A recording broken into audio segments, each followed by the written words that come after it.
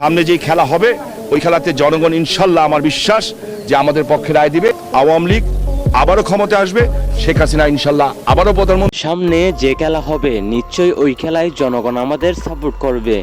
আমার পুরোপুরি বিশ্বাস আওয়ামী লীগ আবার ক্ষমতায় আসবে, শেখ হাসিনা আবার প্রধানমন্ত্রী হবে। এবার এরকমভাবে সোশ্যাল মিডিয়ায় ভাইরাল হলো শামীম ওসমানের বক্তব্য। তিনি আরও বলেছেন, যতদিন না পর্যন্ত শেখ হাসিনাকে দেশে না ফেরাবেন ততদিন পর্যন্ত দেশের গণ্ডগোল এভাবে চলতেই থাকবে, কখনো শান্তি হবে না। কারণ তিনি বিশ্বাস করেন শেখ হাসিনার আমলে এরকম গণ্ডগোল কখনো হয়নি। পাহাড়ের সমতল থেকে শুরু করে বিভিন্ন জায়গায় যে সন্ত্রাসী কার্যক্রম হচ্ছে তা হাসিনার আমলে কখনো কেউ দেখেনি। তিনি আরও বললেন, হাসিনা নিশ্চয়ই দেশে ফিরবে, তবে যেদিন ফিরবে সেদিন ইউনূসকে ভয়ানকভাবে উৎখাত করা হবে।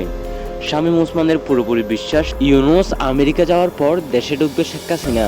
এরপর শেখ হাসিনা দেশের প্রধানমন্ত্রী হয়ে ইউনূসকে আর দেশে ঢুকতে দিবে না। শামীম ওসমান আরও মনে করেন এর পরবর্তীতে আবার আওয়ামী লীগ নতুন করে ক্ষমতায় বসবে এবং দেশকে নতুনভাবে পরিচালনা করবে এবং আগের মতো সুখ শান্তি ফিরিয়ে আনবে।